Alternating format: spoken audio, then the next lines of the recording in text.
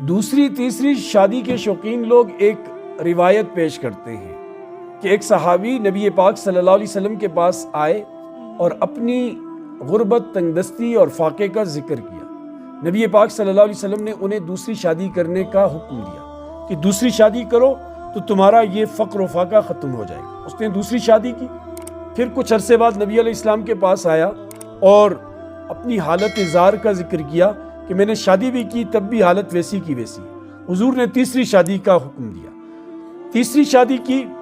پھر کچھ عرصے بعد آیا اور حضور علیہ السلام سے اپنے فقر کا تذکرہ کیا، اپنی غربت، تنگ دستی کی اسی حال میں ہے۔ نبی علیہ السلام نے چوتھی شادی کی کرنے کا کہا، اس نے چوتھی شادی کی اور پھر کچھ عرصے کے بعد وہ واپس آیا تو وہ بالکل فارغ البال، خوشحال، ہر اعتبار سے پرامن تھا اور مالا مال تھا۔ یہ روایت وہ بیان کرتے ہیں، اللہ کے اس قسم کی روایت عزیزان محترم کہیں بھی موجود نہیں ہے۔ ذخیرہ احادیث میں کوئی روایت اس قسم کی ملتی ہی نہیں ہے۔ ہم ایک روایت صرف شادی کرنے کی وہ ملتی ہے، کچھ محدثین نے اسے ذکر کیا ہے کہ ایک شخص آئے، جا رجل الی النبی صلی اللہ علیہ وسلم یشکو الیہ الفاقہ، کہ حضور علیہ السلام کے پاس ایک صاحب آئے اور اپنے فاقے کی شکایت کی، فامرہ ان یتزوج، تو نبی علیہ السلام نے انہیں شادی کرنے کا حکم دیا۔ اس کو بھی ابن حجر اسقلانی نے، امام ذہبی نے انتہائی شدید ضعیف کہا اس روایت کو۔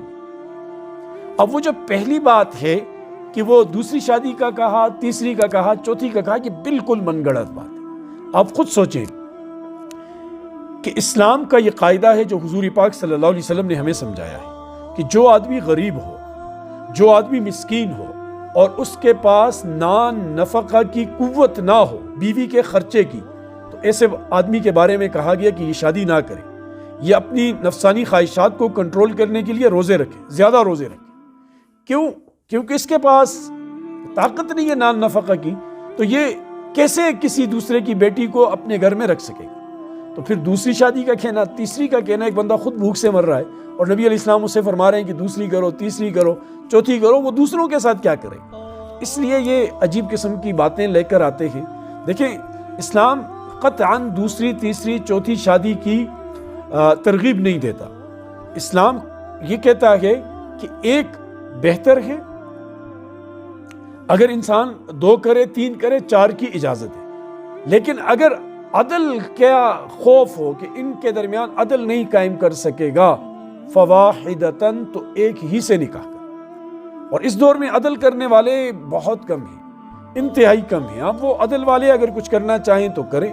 ہم نے تو یقین جانیے، ہم نے دیکھا ہے پہلی بیوی کو رلتے ہوئے، بچوں کو بن باپ کے گویا کے بڑے ہوتے ہم نے دیکھا ہے کہ جو دوسری شادیاں کرتے ہیں اور ان چکروں میں پڑ جاتے ہیں۔ ہاں، جن کی ضرورت ہے، اولاد کا مسئلہ ہے، بیوی بیمار ہے یا اور پریشانیاں ہیں، ان کی تو الگ بات ہے، لیکن ویسے ہی شوقیہ طور پر اور پھر حوالے دیتے ہیں کہ فلاں مفتی صاحب نے یہ کہا، فلاں مولوی صاحب نے یہ کہا۔ دیکھیں، ہمارے لیے کسی مفتی کا عمل، ذاتی عمل، یا کسی مولوی صاحب کا ذاتی عمل سند نہیں ہے۔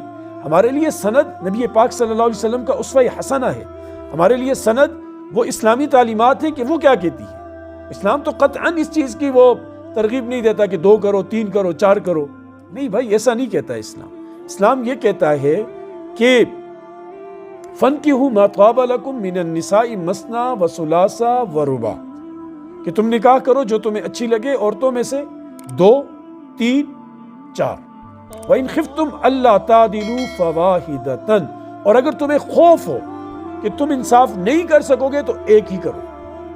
یعنی اگر خوف ہو، اندیشہ ہو، واقعتاً نا انصافی تم نہ کرتے ہو لیکن تمہیں نا انصافی کا اندیشہ ہو، تو پھر دوسری تیسری نہ کرو، پھر ایک ہی کرو۔